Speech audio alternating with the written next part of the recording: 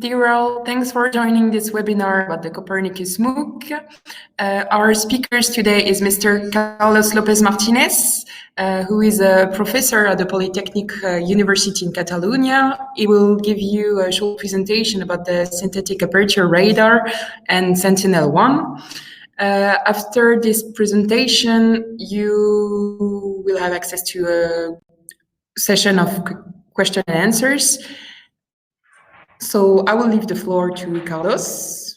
If you can activate your camera and microphone, so you can start your presentation. Thank you for the introduction. As they said, my name is Carlos Lopez Martinez, and I will... Okay, we can hear you now. Okay, so now I'm going to... if you have followed the course, we have been introducing all the Sentinel family, and in this particular webinar, we wanted to focus in one of them, just to give you more details about one systems. And from the three that are already in space, Sentinel-1, Sentinel-2, and Sentinel-3, we choose Sentinel-1 because it's the most, I would say, exotic system, because it's not an optical system like the camera you may have in at home, because Sentinel-2 is nothing more than a big camera, very powerful, but it's nothing more than a camera. And Sentinel-1 is a different type of system, which is a radar. It's a synthetic aperture radar.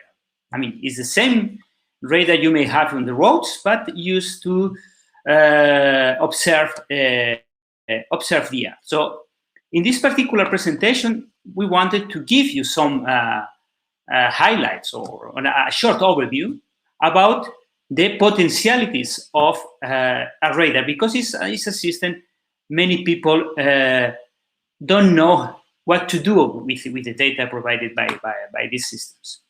Okay, so basically the objective of this presentation are two.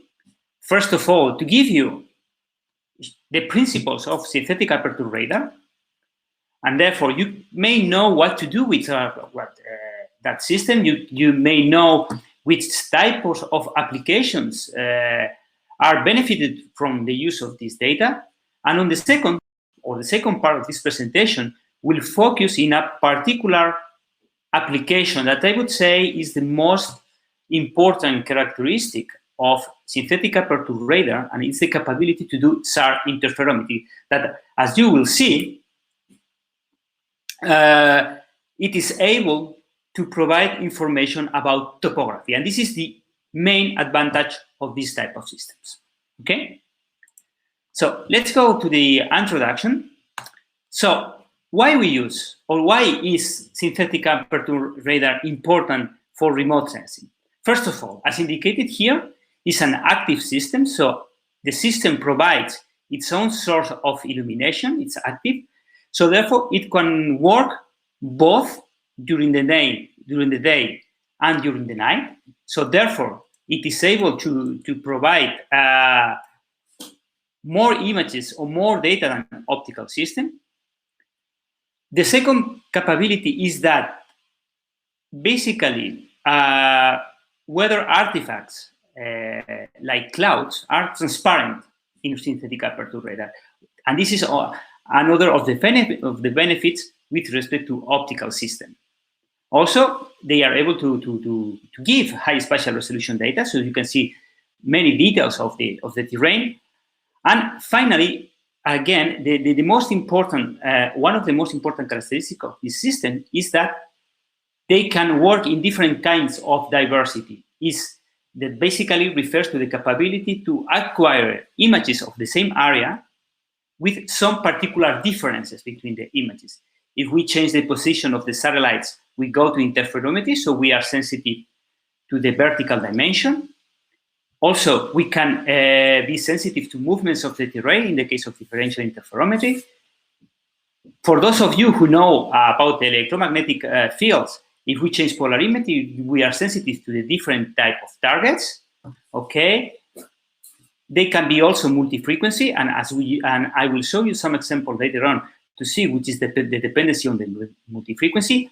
And nowadays, one of the most important diversities in Sentinel is the capability to produce multi-time images. You can imagine the same target at different times. So therefore, you can retrieve information about the dynamics of the target.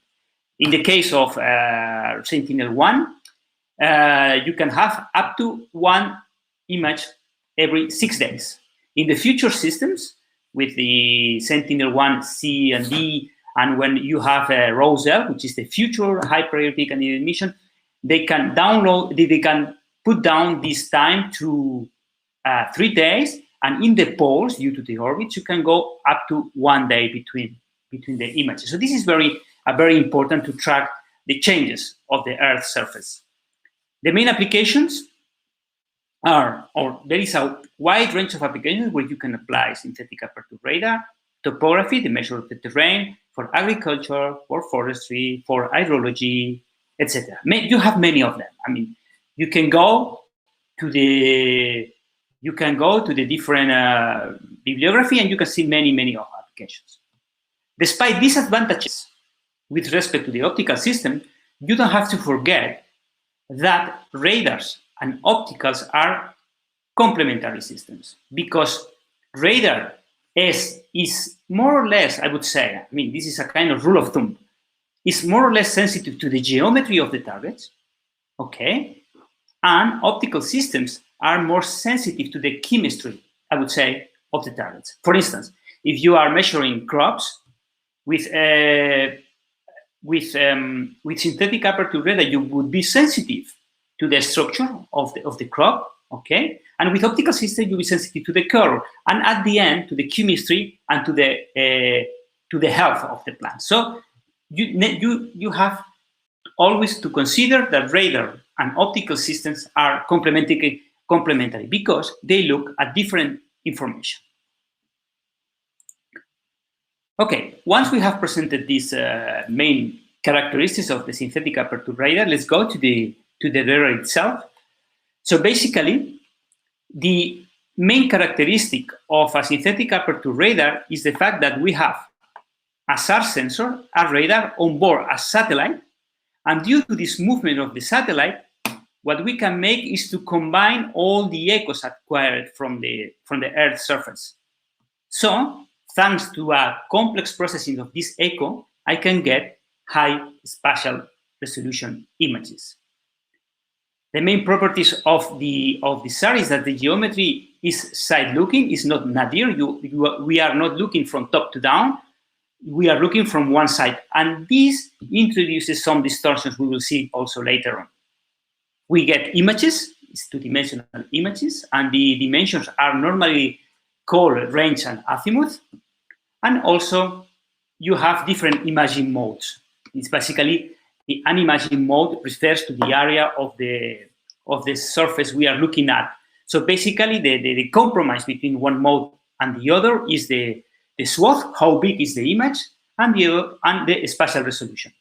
I mean, just think yourself. Imagine that you have a swath of 500 kilometers with a resolution of 10 centimeters. And it's impossible to cope with all the quantity of data because it would be impossible.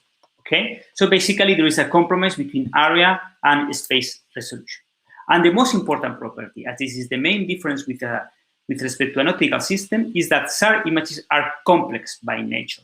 Every pixel is a complex number having an amplitude and a phase. And this is the most important thing.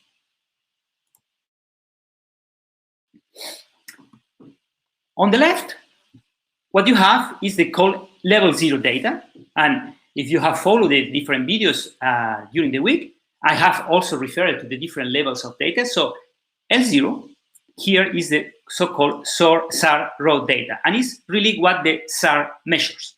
And this is this image where you don't see anything. Basically, what we make with the synthetic aperture radar is to combine all the information of these points in a particular way, and from there we get the image you have on the right, which is a level 1. Okay. Normally, all the space agencies don't give access to level 0 because it's a raw data, so It's very difficult to handle. And the first level of data you have in your hands is level 1. That is the image, the amplitude, and is the image here. So basically, in this case, what you can see on the top and on the bottom is 2 forested areas. These white spots are forest. You can see a road in the middle, and the rest of the part are basically crop areas. The darker areas are crop areas. Okay, so this is the process. I mean, and normally this process going from the raw data to the SAR images is transparent for the users. You don't have to worry about that. The first data you have in your hands and the first data you can download, for instance, from the Sentinel Hub is level 1 data. Here you have more or less, I mean, I didn't include all the systems, but it's a kind of historical overview of SAR systems.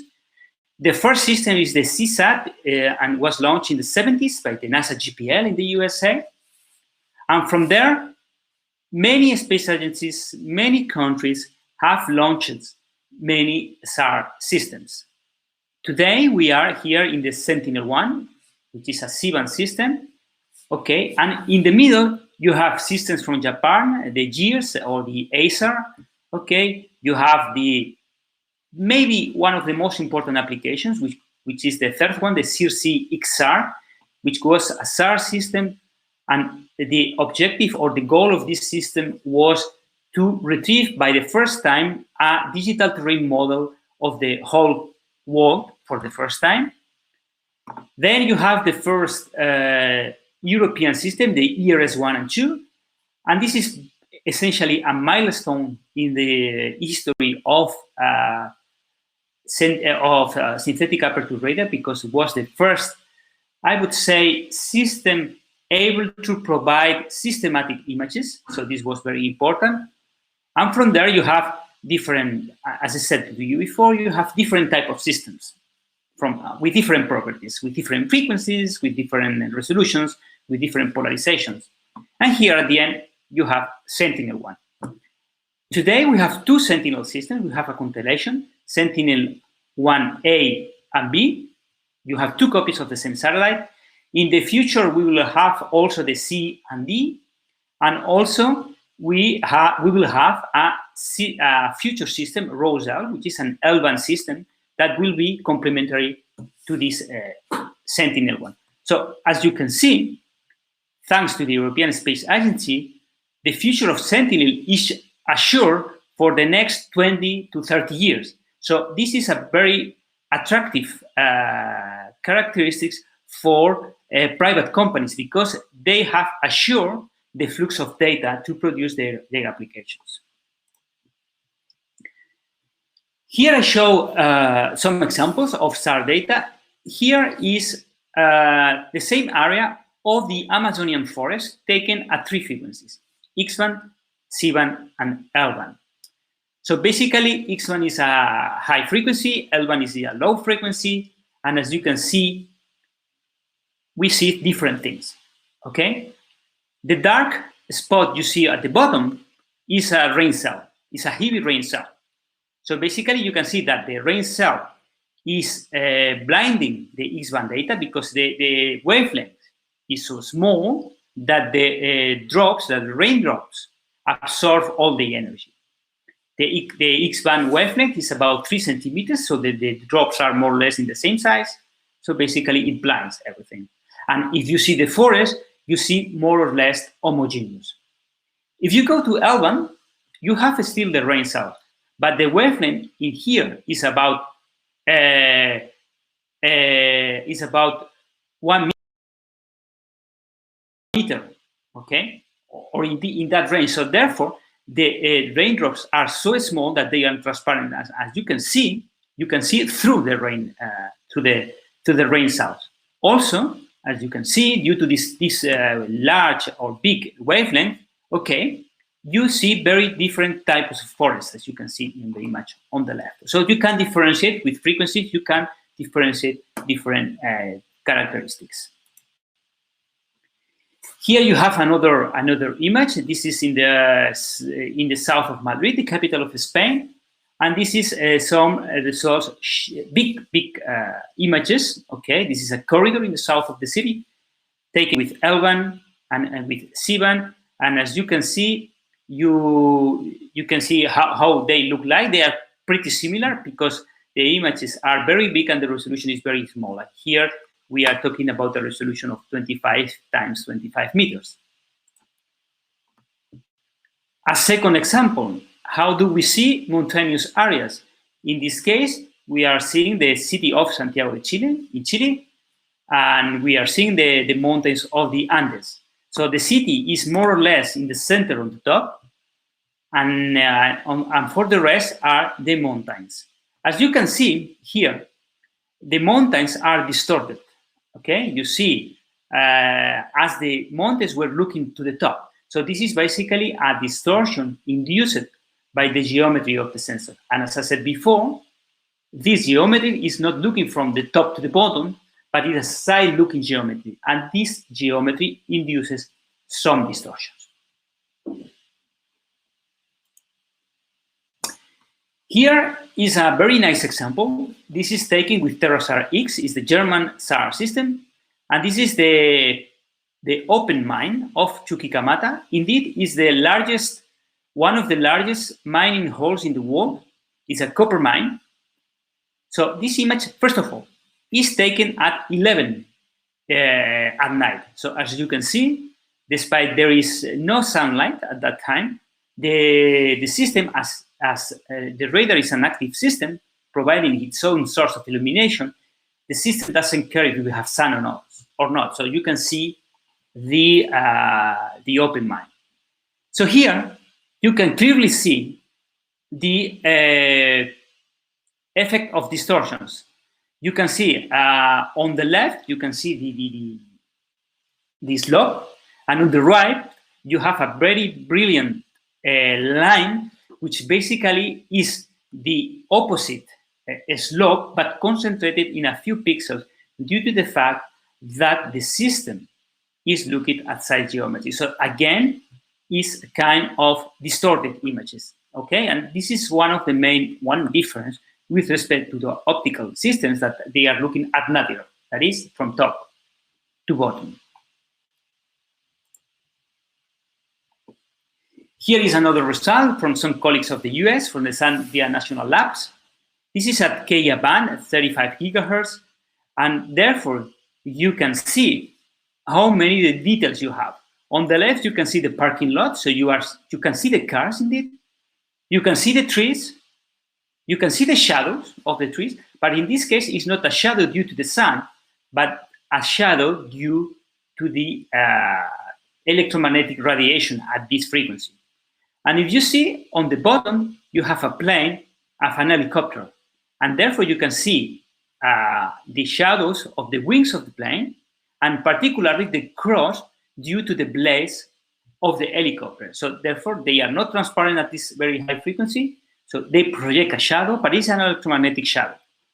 Also, as you can see, if you see the grass area, which is surrounding both the parking lot and the plane and the helicopter, you can see different types of grass due to the brightness of the pixels.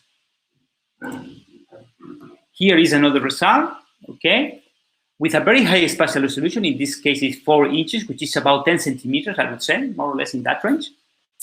So there you can see the details from the different houses. You can see the roofs, but which is particularly interesting in this case, despite the high spatial resolution, is that you can see details from the trees. You can go into the canopy and see the different shapes of the trees. Okay, let me go back again. So in here, what you have is a small area with a very high resolution, which take a lot of space. What we could make is to increase the area while reducing a bit spatial resolution to do not exploit the quantity of data. So this is another one example. This is the city of Washington, DC, where you can see the different details, the Potomac River in the middle. On the top, you can see the Pentagon, which is clearly visible.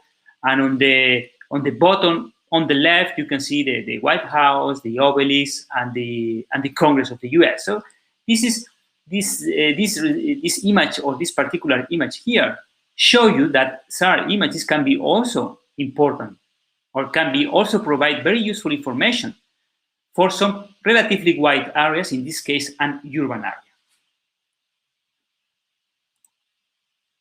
The extreme case, on the opposite. I mean, I can increase the size of the images, the swath, the area they cover really high. And I mean, composing with many of them, you can arrive to have even continental images.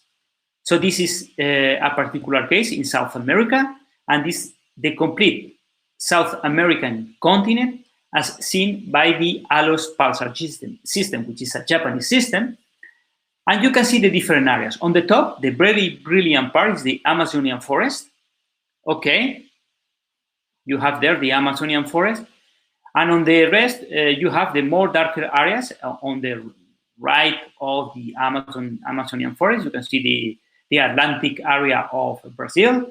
And on the bottom, on the darkest area, corresponds more or less to Argentina and to the Pampa area in Argentina. So you can see that SAR systems allow both to monitor at very high resolution a very particular area, or they can be used also for global images at relatively high spatial resolution. In the previous case, we were using images with a resolution of 10 centimeters. In that case, a pixel has a resolution of 500 meters. Imagine again yourself having this continental area at 10 centimeters spatial resolution. It would be huge, the amount of data they could need to cover the whole continent. Okay, this is more or less the introduction on the details you can have from the SAR. Okay, and this is what you can see with a SAR system. What is important? What is important here? As I said before, one of the main characteristics of the SAR image is that you are able to take different images from the same area. And SAR interferometry goes into that direction. Basically, SAR interferometry is based on acquiring two SAR images from the same area, where the system has changed a bit the spatial position.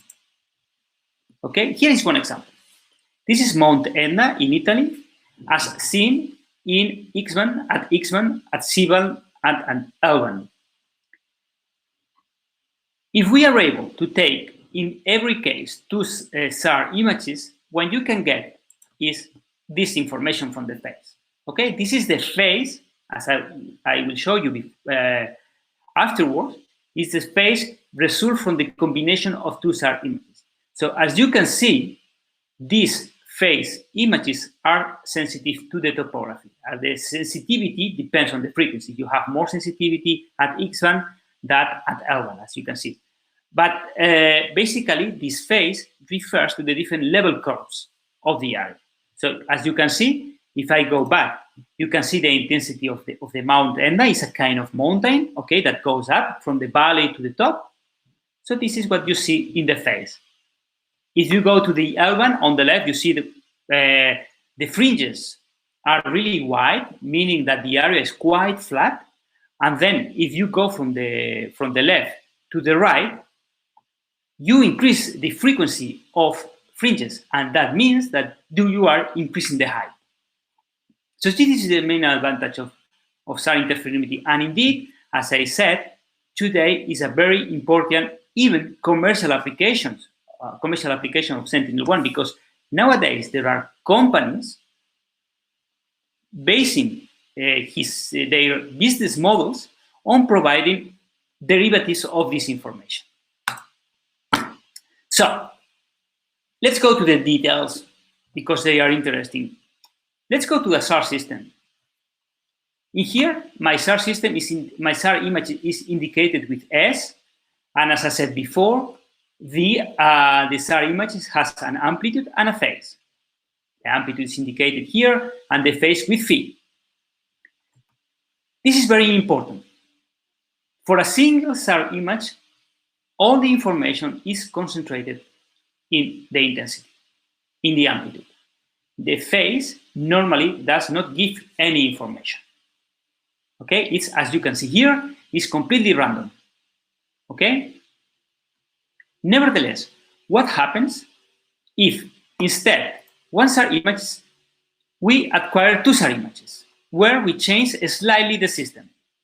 So as you can see in this figure here, we are seeing the same area from the first system, okay, from the red and from the blue.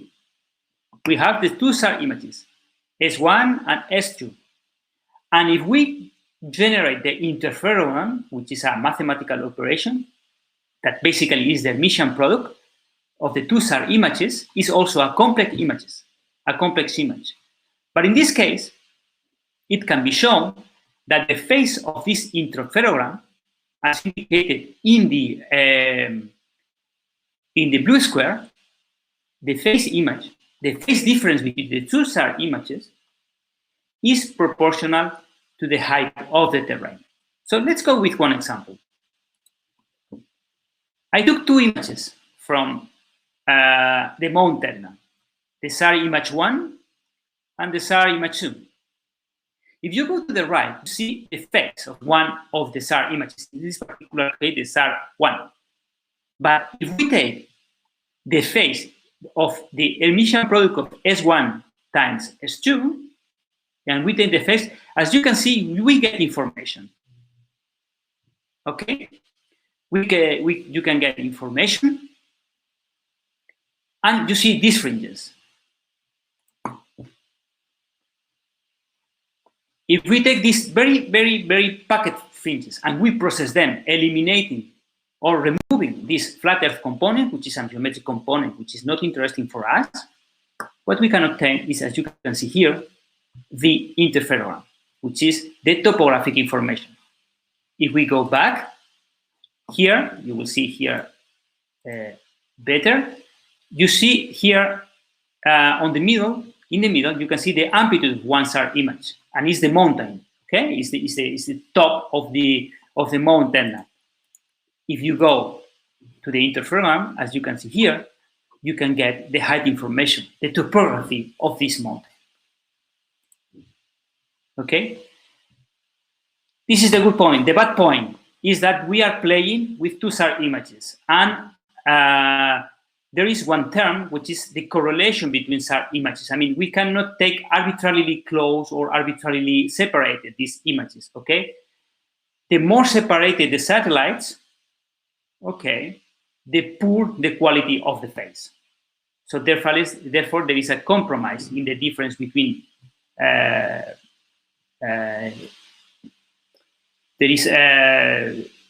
there is a compromise in the difference of the position of the two satellites. There is an optimum separation which improves the quality.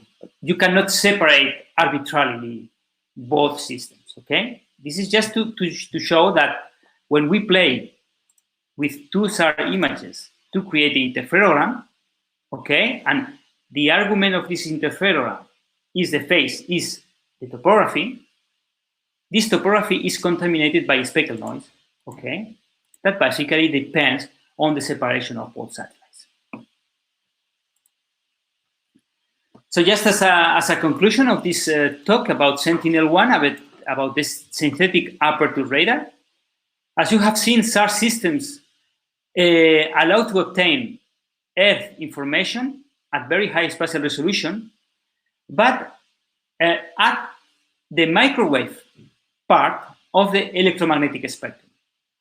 Therefore, they are acquiring complementary information from the optical information, okay?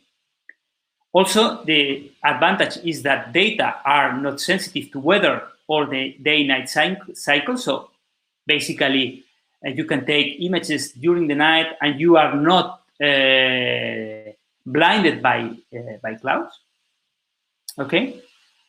Also, in here, I have shown the SAR system is boarded on a spaceborne, but nowadays you have SAR systems in board of planes, or even you have terrain platforms when you want to look or to monitor at a particular area at a very high spatial resolution, high temporal resolution.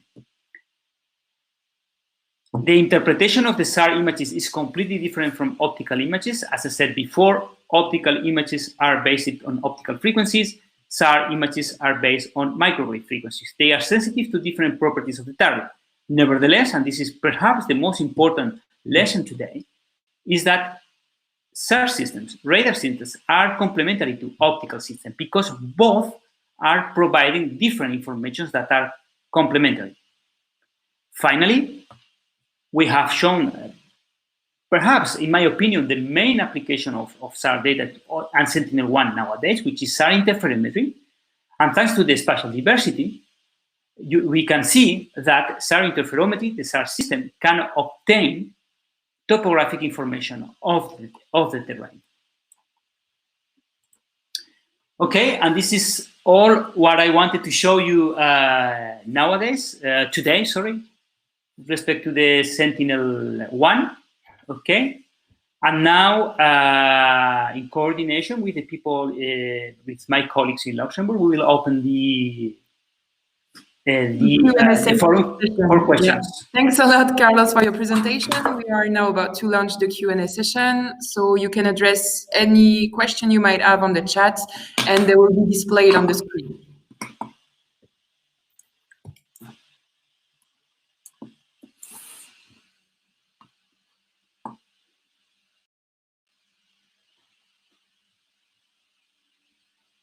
Okay. Okay, I understand, Michel, it is Michael or Michel. I understand Sentinel is on the C-band. Do any of the contributing missions provide high resolution? We feel about that through Copernicus? Okay. This is one of the most, it's a very important question. It's a very, very important question. This goes to the data policy. Nowadays, the data policy of ESA is free data, okay, for all the systems. So everything that goes into Copernicus is completely free. You put the example of X-band. Let's go to the German system TerraSAR or the Spanish frequency path, which are X-band or other type of systems. These systems have always a commercial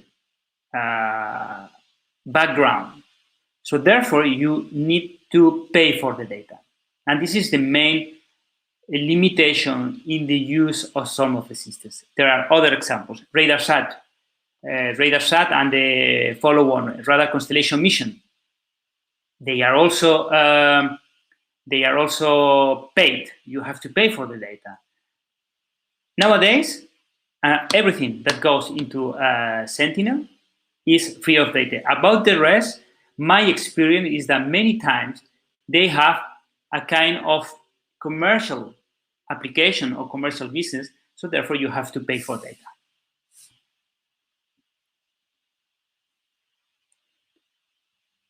What is that? Roof under canopy. Do you know any sensor or technical task that could extract roofs under the canopy?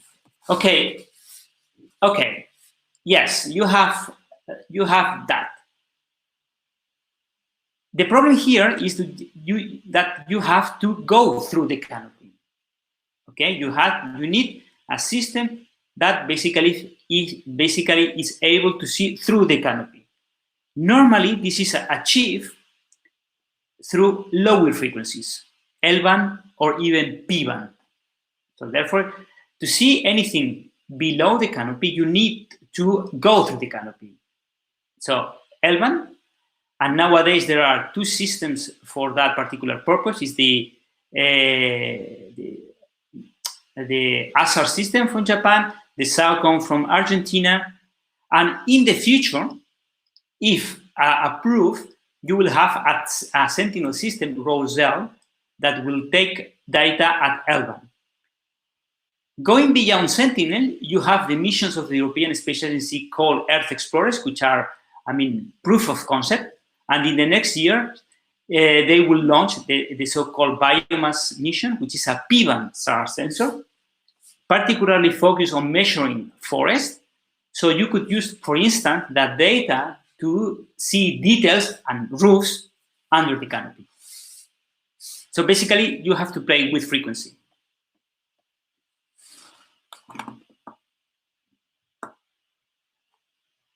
Okay, next. Do you mean a spotlight or a spotlight? This is a spotlight. A spotlight. If there is a mistake, it's a spotlight. A spotlight is a mode of imaging where you privilege spatial resolution at the expense of coverage. Can we diff information? Can we diff information? This is a very complex answer to question, but I have to answer this question in different points. First of all, it depends on the water content of the terrain, okay, and on the frequency. Basically, if the terrain is a bit humid, you don't penetrate. You can have only 1-2 centimeters. You cannot go deeper, except if the terrain is really dry. And I really dry with really dry, I mean no water content. And there are two situations. One is in the deserts, and there are applications where they have used SAR to go through the sand and to discover new ancient settlements, and this has been done for archaeology. This is one application.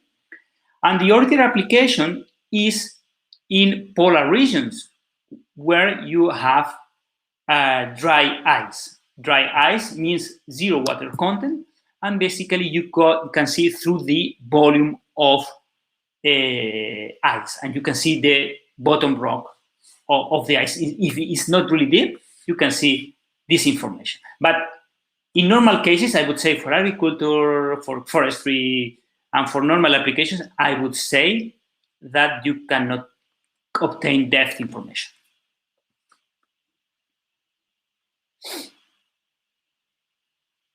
The interferometric information is just related with topography, or the canopy height can also be inferred.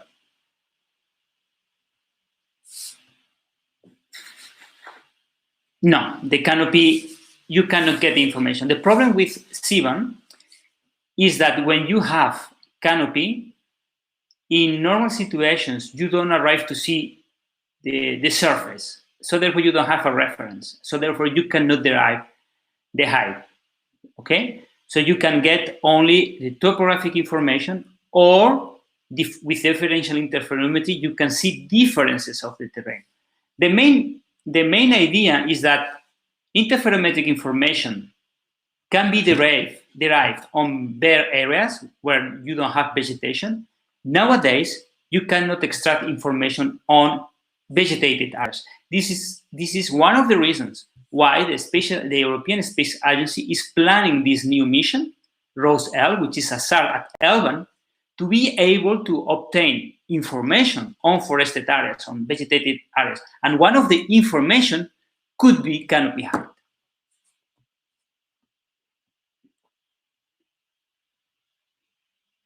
From which sensor can images are acquired? Okay, this is a sensor that was derived in the National Sandia Labs in the US, and is an airborne system. It was an airborne system. Some time ago, there was one proposal for an Ka/Ku band SAR system to measure ice, but that mission in the European Space Agency was not finally accepted. But if you are interested, you can obtain the information of this mission, which was called Core H2O. Okay, you can get the information of this not accepted mission.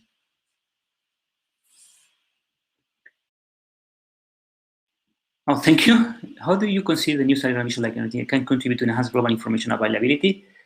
Okay, for me, I mean, SAOCOM is a very milestone, no doubt. Has polarimetric capabilities, and particularly is one of the first L-band missions.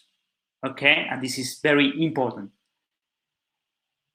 The drawback of the system is that the system has a commercial component outside Argentina, and it would be difficult, let me say it like that, to obtain data of that mission. But no doubt, for me, the Argentinian colleagues did a very marvelous job in launching this system, because it's not easy to launch a system with these characteristics, but because particularly the antenna is very high. The antenna of this system has 35 square meters, so it's a huge antenna.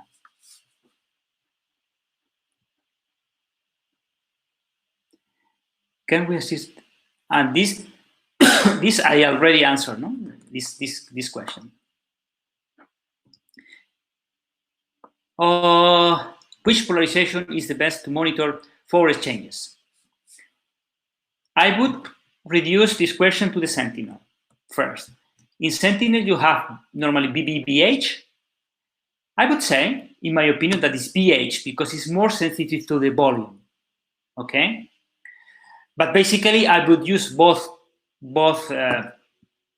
I would use both polarizations, but basically, the most sensitive polarization to the forest is, or deforestation, is HV because you are really, really sensitive to the volume. So, sorry, forest means volume, deforestation means no volume. So basically, the HV would be, in my opinion, very sensitive to these changes. Despite I would use both. Huh? Are there any locations where it does not see? Oof. I think there is a hole on the poles due to the orbits. But beyond that, in general, you can get images all over the world. This I would say you don't have any blind spotting. I mean, sometimes you can have some geometries where you can have some small shadows or things due to the distortion, but they are really minor. I would say you can see with Sentinel-1, you don't have problems of coverage. Next. What is a practical example on the usage of data extracted with SAR? A practical example of usage. Oh, very difficult, simple but difficult at the same time, this question. I mean, what I could say? I would say that for detecting changes, that would be because as you have the time series, SAR it's mainly focused on one of the main sources of information of data is changes. For a single image, you can use the data to classify the terrain. I mean, to differentiate crops from water, for urban areas from forests. I would say. I mean, this is from my point of view, these are the main examples. When is launched Sentinel? Oh, very good question. I mean, 1 year ago, the plan was to launch the L-band system in 2027, I think, more or less in that period, okay? Before the 30s. But nowadays, due to the pandemic situation and the needs of funding from the European Commission, I don't know if the system is going to be launched because, I mean, the funding is limited and they are retrieving money. This is the latest news I have. But if launched, would go in the late 20s.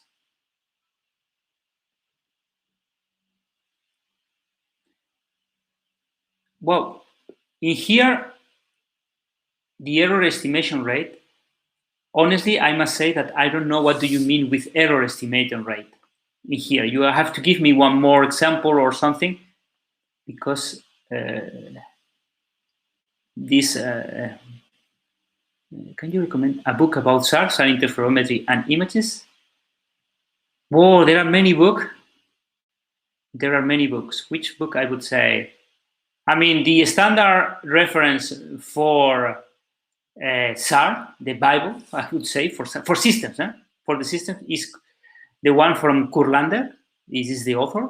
It's a Canadian colleague. And I would say that's the Bible, where you can have all the basics of SAR. And for SAR interferometry, there are Ferretti, which is an Italian colleague, has also a book on SAR interferometry, which contains all the details. But you have many of them. Do you have some algorithm to extract trees in urban areas to estimate the urban forest in lines, yards, parks? To be honest, I've never directly seen this application, but I have discussed it, I have discussed it with friends. But of course, you could extract trees from SAR data, because your spatial resolution is around 10 by 10 meters. So you may be sensitive to trees on your urban area. The only problem is that due to the geometry, you are not able to see in the street because of the geometry. If the buildings are too high, I have some doubts that the signal can go down. But if you look into big parks and big streets, I don't see any problem. I think you can use Sentinel to extract the trees from urban areas.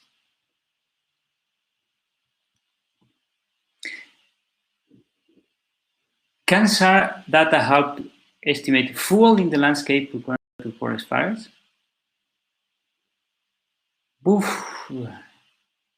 Can fuel?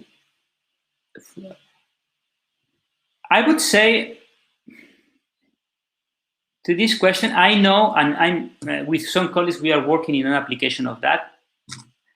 But directly using Sentinel, no, because normally the fuel, as far as I know, I'm not an expert, is related with the soil moisture of the terrain, and for that it is better the L1, okay? But SAR can definitely be used to estimate fuel through the humidity and so on, but not Sentinel at C1, but at lower frequencies, L1, for instance, which is indeed, L1 is normally called the water frequency. It's the most sensitive frequency to water. If you go to your kitchen, you have a microwave, and the microwave is operating at L1. So this is why this is called the water frequency.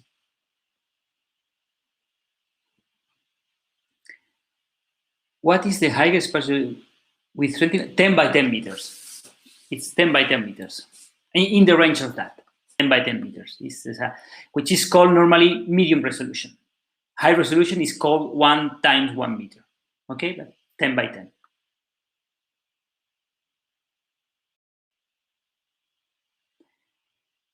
How may I know about the policy? I mean, which kind of data is available for commercial purpose and which kind of is sensitive? Okay. As I said before, the policy of ESA is free data for any use. So you can use any Sentinel-1, any Sentinel data for commercial purposes. There is no restriction in the data to use for that. As far as we restrict ourselves to Sentinel, okay? There is no problem in to use that. And indeed, this is one of the main desires of the European Commission, that people use this data for commercial purposes.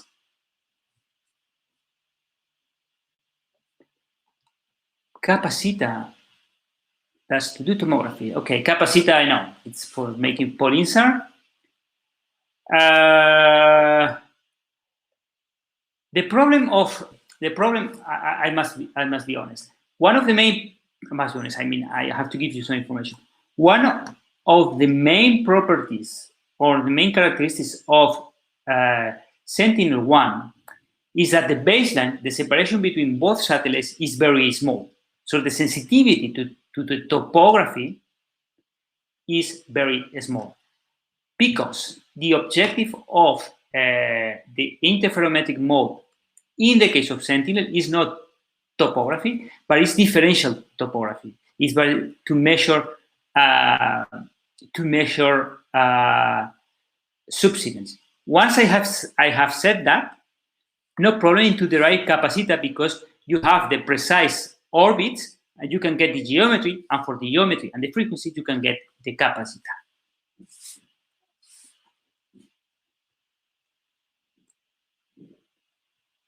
Next. Which band of SAR can delineate floated water? I would say any. X-band, L-band, C-band, P-band. I mean, for that particular case, you could use any frequency. For instance, with my former colleagues in Luxembourg, because I was working with Luxembourg,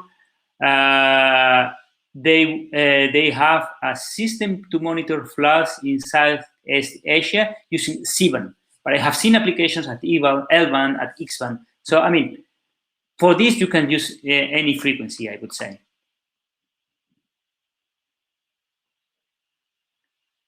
Measurement of moisture content. Not really Sentinel-1, C-band. I mean, anything that goes with L-band. To measure moisture content is L-band, definitely. Not C-band. If canopy head will be available for tree covering in the future, will the resolution be sufficient fine to detect the height of the low scrub, for example? And let me think about this question. This is a very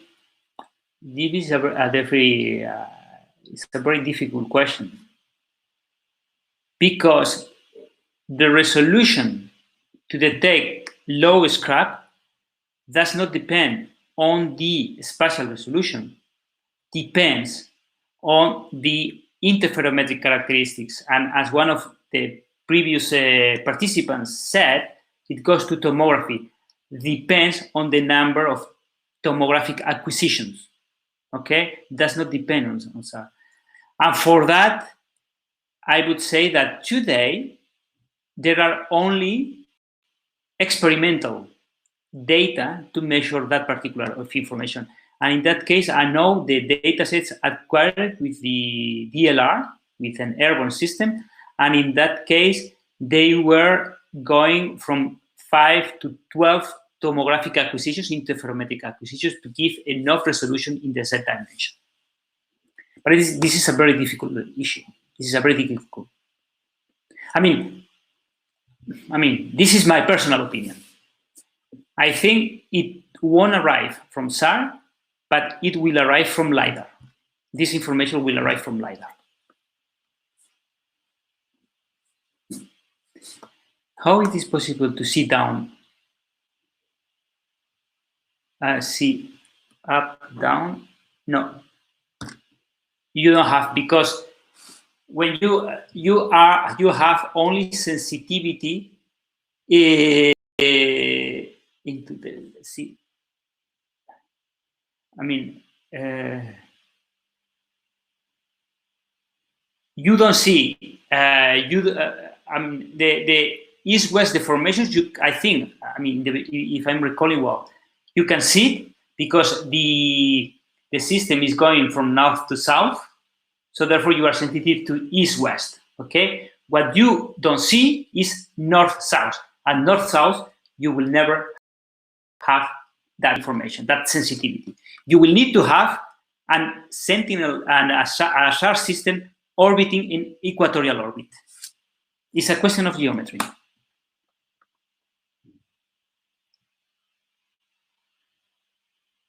In normal conditions, not desert, it is possible to find varied archaeological structures.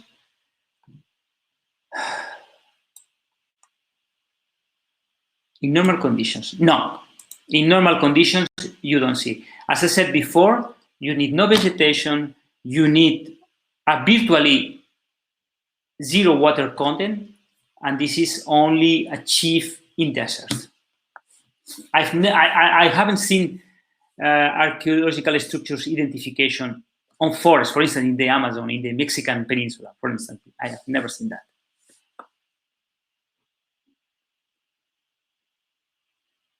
Next. Due to overlapping images, is 3D images possible?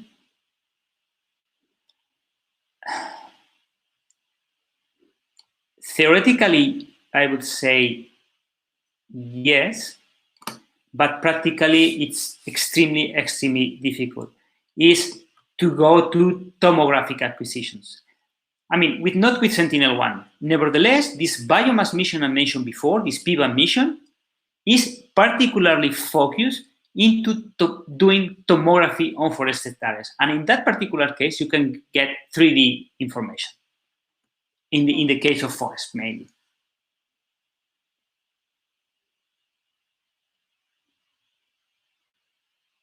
Recommendations to monitor water bodies. I mean, water bodies, it's a relatively simple, it's not simple, but a relatively easy application, because normally water bodies are darker than the surrounding. So basically, the detection of water bodies goes to problems into signal processing, image processing. Okay. So basically, you have, recommendations. I don't know which recommendation to give you directly, but I would say to go into the literature and to look into the different papers people has published, and then to get the main ideas. But it's not a complex issue. Water bodies. They were sensitive to measure. Could it to measure biomass forest status? I saw that in videos that are in Sentinel. Yeah, of course, you are sensitive, but the sensitivity of SAR Sentinel-1 to moisture is very low, okay? And there are some applications to measure forest. For instance, what you can use Sentinel is to detect particularly the dynamics of the forest at the different time. And also you can make a spatial classification and you can differentiate different types of forest. So of course, Sentinel-1 for SAR could be used for to the retrieval of some particular information for forest. Next. In which sensor do you want to use SAR? Which sector? Sector. What do you mean with sector? Basically, when I approach one application, I do not. I would make you the question the other way around. Once you identify your problem or your application, you need to answer a first question. Is SAR electromagnetic radiation sensitive to my application? If so, the answer to your question is yes. If not, no. For instance, let's put an example. If you tell me, I want to detect the health of plants with SAR, I would say, no, definitely, you cannot. You have to go to optical images. If you tell me, I want to classify crops with SAR, I would say, yes, you can do that. But basically, the first question you need to answer is that if your problem appears into the electromagnetic radiation or the electromagnetic radiation is sensitive to your problem. Next, lake ice. Woof. I have seen some colleagues that, I'm not an expert on ice, so I'll try to provide you an answer. I have seen some colleagues monitoring ice on sea, and they are able to be sensitive to the age of the ice, to the different types of the movement. So I would say that you can do more or less the same with lake ice, I would say. So, I mean, I think you can do something. Me, I'm sorry, I don't have experience on that particular application.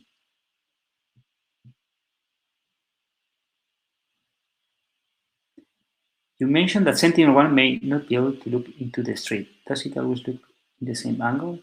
We use several pictures to solve that. Very interesting question, because it is true. You don't really look always in the same angle. You look into a range of angles. If I don't take this as a strict, but I think you can take images or you can take data between 15 to 25 to 45 degrees, more or less, of incidence angle. So you can resolve some problems. Also, you have ascending and descending passes. You maybe using different images, you may solve some of the problems. Yes, I would say yes. How many meters of silver represent a pixel? 10 by 10 meters is the spatial resolution, more or less. It's in the range of 10 by 10 meters. Are SAR and LiDAR systems comparable? In which sense? I would say SAR system can measure vertical structure, LiDAR system can measure vertical structure. I would say more than a comparable, they are complementary. Okay, because they provide different type of information. I would say, my opinion. Next. If a third party produces microwaves from air directly to you can produce errors. Of course, I mean, if you point a jammer into the SAR system operating at C frequency, you blind the system. Sure. And of course, you have interferences. Sure. I mean, this is without doubt, you can have that. Nevertheless, I have to say that the SAR systems operates in a band which is exclusive for remote sensing. So legally, no one should use that frequency band for other purposes than remote sensing. It's the same as is in television. I mean, you don't emit in the same frequencies as in television. So this is the same. Can you give us some examples of hydrology use of SAR images, topography? For hydrology, I know this flood detection. I know, especially particularly in Africa, Sentinel is used in everything which is related with water security or water management. Okay. For hydrology, you can track water bodies, for instance. And for topography, as I said to you before, particularly for subsidence phenomena, per movements of the terrain. It is possible to detect, that is, make a material distinguish metal boot with SAR and until which level? Of course, you can detect this difference because electromagnetic radiation is sensitive to the dielectric constant of the media. So basically, the dielectric constants of metal and wood, they are different. And up to some extent, I think you can differentiate. Nevertheless, I cannot give you a strict level, but of course you can differentiate between both things, for sure. How can a hydrogen surface soil moisture from Sentinel-1 data?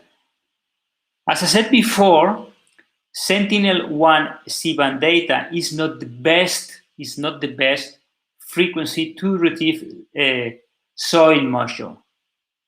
I mean, it's not the best frequency.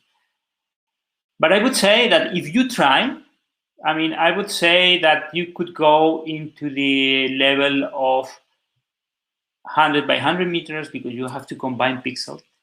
Here at the university in Barcelona, I have some colleagues that they are working on the combination of radar with radiometry. SMOS is another mission of the ESA. And combining both and making data fusion, they are able to retrieve soil moisture at the level of 1 kilometer. They can go down below, I mean, up to half a kilometer, but this is at the moment is quite experimental data.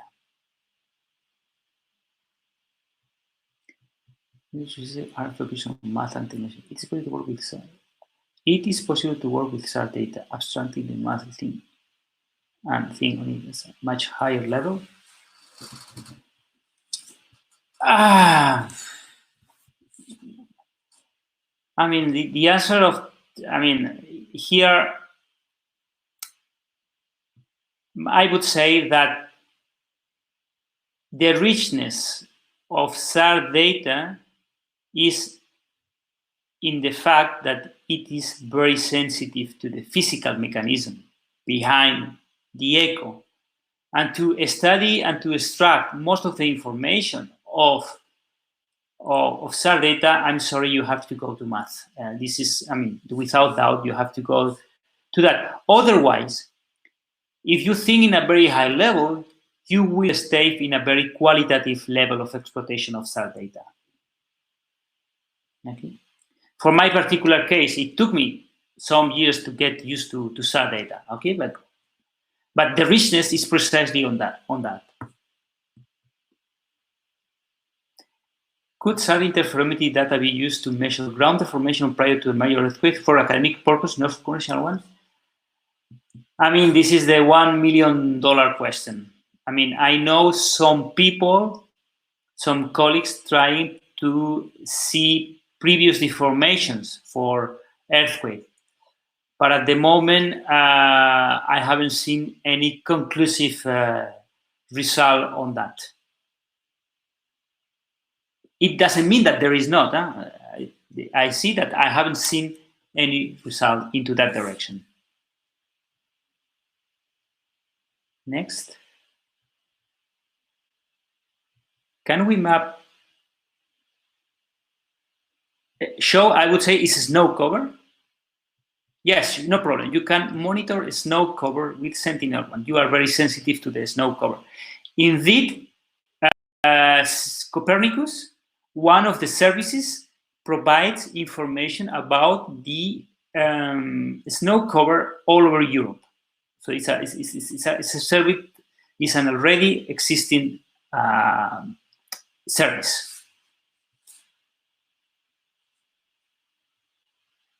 The Copernicus data are free, but likely the service or platform that display the data are not. True. First part of the question. Copernicus data are free. True.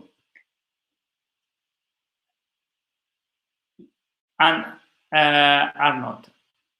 Because the policy or the business model, I would say, is the following. Data are free, and added value to data, you have to pay for that, because added value data is provided normally by private companies with commercial aim, I would say. The data are free, added value data are not free. That's true.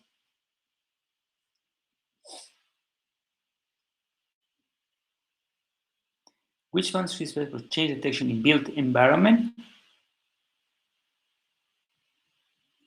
I would tend to say X-band, because at the end is the one with the highest spatial resolution, but I would say that any frequency band could be used to detect changes in built environment. It's not a question of band, it's a question of spatial resolution.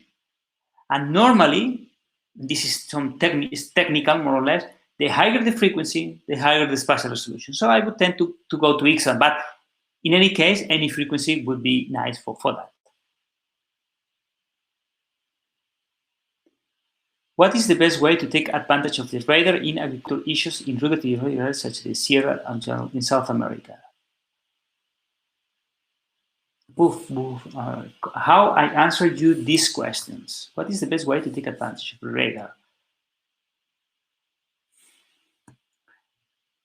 One very important thing, or very of SAR on tropical regions are in South America, is that these areas, the cloud cover is very important. So the advantage to use radar is that you are not sensitive for this cover, cloud cover. In that particular case, in order to be sensitive to these rough areas, I would say is to use combined ascending and descending orbits, because you are sensitive to the different areas of the mountains, I would say. I mean, with descending, you are sensitive to one side of the mountains. With descending, you are sensitive to the other one. Then combining both of them, you could be able to track or to monitor these rugged areas. Next. How can you measure building settlements if spatial resolution is medium? How can you measure? I mean, for Sentinel, 10 by 10 meter resolution is completely good for measuring building settlements. Okay, if you want to go into the details of the buildings and so on, I would say it's a bit limited. You should go to higher spatial resolution systems. But for the determination of the building settlements or even its dynamic, I would say that Sentinel-1 is completely valid.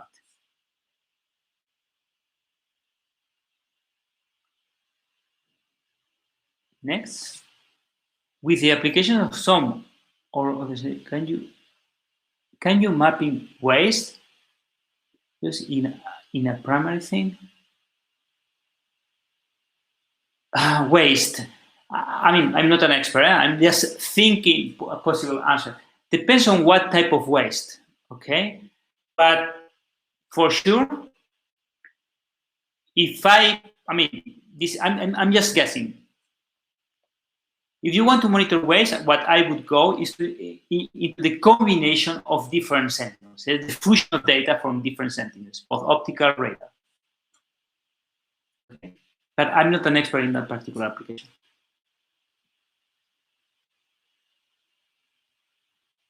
I don't know what is locust. Okay, can Sentinel-1 be used to assess damage done by locust to crop? I'm sorry, I'm not an expert on this biological thing. Locust, if this locust change the geometry of the plant, yes, you can see, potentially you can see the damage. If this locus only affect, for instance, the leaves or changing the color, no, the Sentinel-1 cannot be used for that. I would go more to the optical system, Sentinel-2.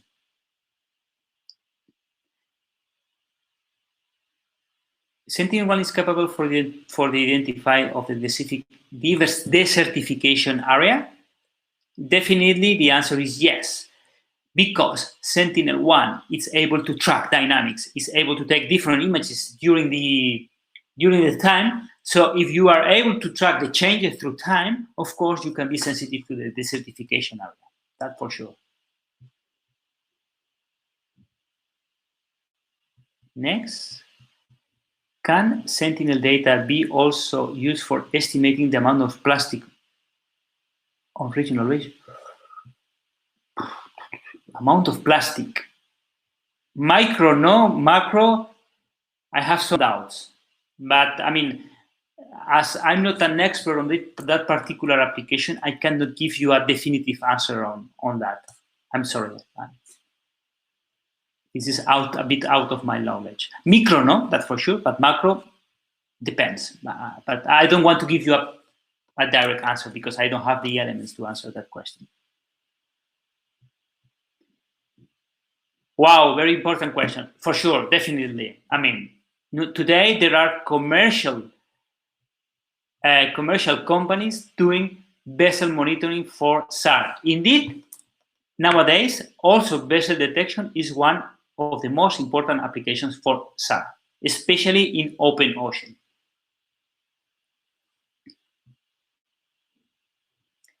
Is a topographical map including heights among the or from the Copernicus? Yes, cool. At what resolution? No. Nowadays, Sentinel-1 or Copernicus does not provide a topographical map as such, okay, as a product. You need to go to private companies to go into that information. Topographics or the changes of topography. Next. Can we use Sentinel-1 to measure the extent of Arctic ice? For example, yes, sure, you can use that. I mean, as I said before, Sentinel-1 is sensitive to the difference between ice and water, so therefore you can do that to detect the extent of Arctic ice. And indeed, Sentinel-1 is nowadays used to detect the extent of Arctic ice and also the extent of Antarctic ice. It's used for both. Next. Can you use SAR function for groundwater exploration? No, absolutely not. As I said before, the radiation at seabed penetrates only a few centimeters. Nevertheless, if this groundwater produces movements of the terrain, subsidence or uplifts of the terrain, indirectly, they can be measured with Sentinel-1 as they are sensitive to the movements of the terrain. But a direct study, no. Indirect through subsidence or uplift, yes.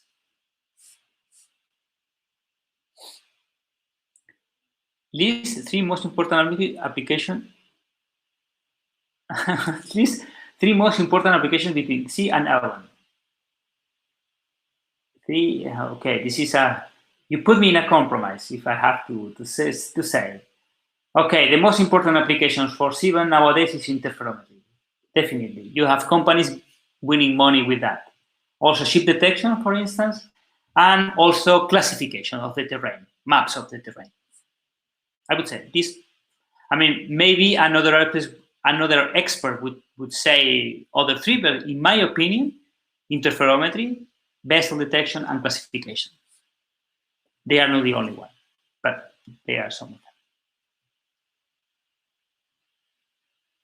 EM is a geophysical tool used for groundwater SAR frequency.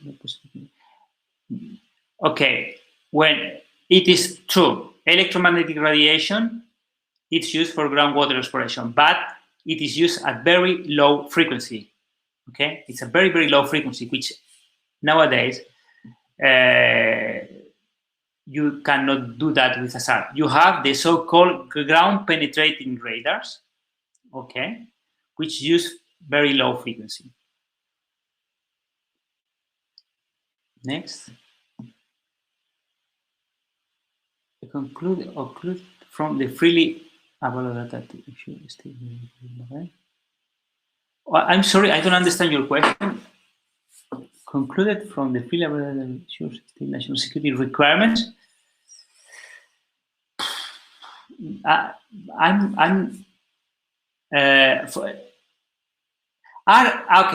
there areas purposely occluded from the freely available data to ensure state national security requirements? I don't know. Honestly, I don't know. I don't know. I think on Sentinel, I don't know if you have plan. No, I have.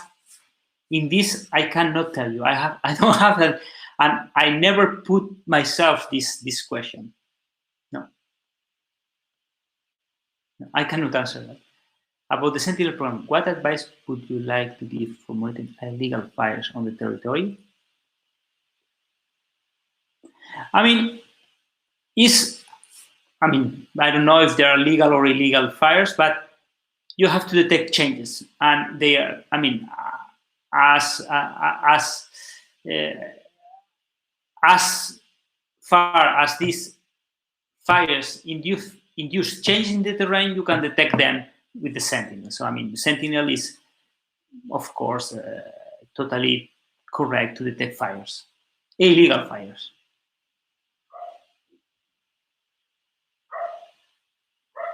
Would there be a benefit from operating a satellite with more than one band? I would say yes. I mean, of course, it would be very nice, but technically it would be a challenge because the impositions you have to put into the antenna having dual frequency are very high. I mean, and nowadays the antennas of a SAR system could be classified as a state of the art. They are very advanced technically at one frequency. With two frequencies, I mean, the impositions, the technical impositions in the antenna would be too high for that. So basically what you have is satellites operating in constellations, one in one frequency and the other one in another frequency. To analyze the hurricanes approaching and strike the coast in the Caribbean in order to protect the habitat project, which Sentinel is the best to work with the data provided? I would say that both Sentinel-1 and Sentinel-2 both are sensitive to measure the hurricanes and the damages of the hurricanes. I would say a combination of both. A combination of both would be good. Referring to plastic question. Okay, for plastic detection, you can use Sentinel because it maybe you can capture. Oh, I'm not an expert in optical system, but maybe if you can detect chemical differences in the plastic, you more or less, I think you could be sensitive with Sentinel-2, but with Sentinel-2. But I'm not an expert on Sentinel-2. An expert, I mean, to answer you that question. Therefore, sinkhole development over time due to the from many. For sure, you can do that. No doubt. I mean, and this is one of the main applications with SAR interferometry, differential interferometry. You are sensitive to the sinkhole due to the extraction of water, for sure. Are there already cases where Sentinel-1 was used in locating lost stranded ships, shipwrecks, etc.? Yes. If you remember, several years ago, there was some piracy in the Indian Sea, facing Africa, the east coast of Africa, and I know that or the states in charge of that operation of controlling piracy, they were using Sentinel-1 because the system was able to see at extensive areas of the sea.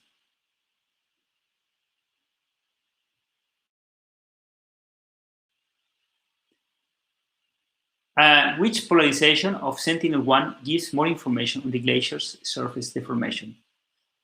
I would say that BB, I would say, because it's the one that tracks that has the highest return, so therefore the highest quality in the interferogram. So I would say BB. Sentinel-1 can map development of mineral extraction in open hole by the legal authorities? Sure. Sentinel-1 can map the open pits, okay, and they can measure the extracted mineral in terms of change of the deformation of the terrain. So they can be useful. And indeed, nowadays, I would say, and I know a couple of them, companies having a business model with interferometry, one of the main markets is mining companies.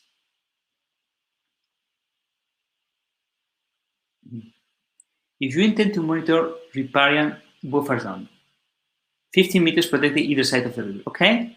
In forest conversion areas, what would be your approach using SAR data? Wow.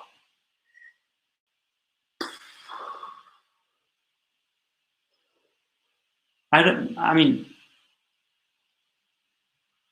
basically, my first approach to the problem would be to download some images and to look into the images to see if you are sensitive to the changes into these riparian areas. But I say that 15 meters, yes, with 15 meters you can start to track with SAR data. With enough resolution level, you can see the changes at that level of spatial detail. It is suitable to use SAR for fire monitoring, or is more convenient optical remote sensing? Both. I mean, this is a very practical thing. Fires have smoke, okay? So the smoke may blind some of the optical images during the time of the fire, okay? SAR images are not sensitive to this smoke, okay? But in that case, I would say both systems are sensitive to the changes due to the forest fires.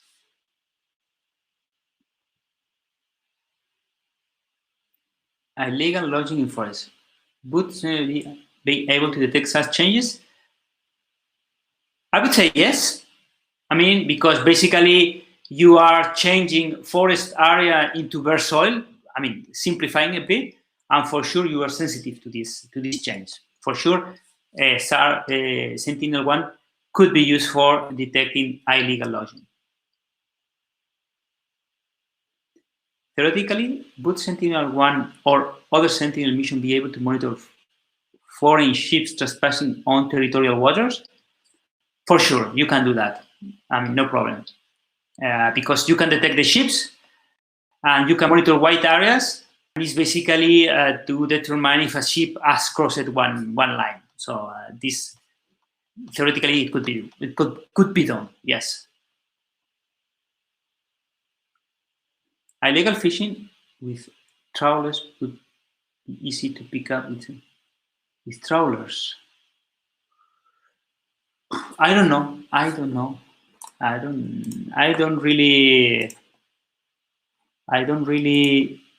mean, you can detect ships, but no, I don't know. I mean, depends on the material of this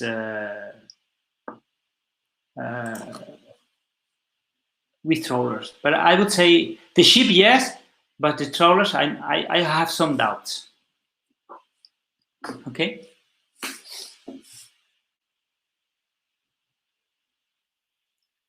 One last question. Okay. An important one. Let's go.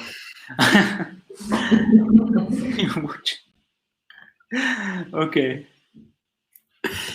My watch, it's a Garmin. Thanks a lot. So for the participants who still have any questions to ask to Carlos, feel free to post them on the forum on Moodle. And the recording of this webinar will be made available as of tomorrow on the platform as well. Thanks a lot for watching. Thanks a lot, Carlos, for being here. Thank you to all of you. It was a pleasure. Yeah, and we wish you a night, day, afternoon, evening, wherever you might be, and we hope that